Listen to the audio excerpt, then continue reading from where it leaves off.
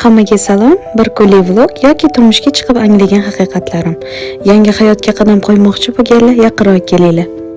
Qadriyatlar, siz va turmush o'rtog'ingiz orasidagi sevgi, muhabbat, o'zaro ishonch, shu kabi tuyg'ularni qadrlang. Mehr ko'rsatishdan uyalmang. O'zingizga tegishli qadriyatlarni yarating. Men kelinman-ku deb yashamaslik.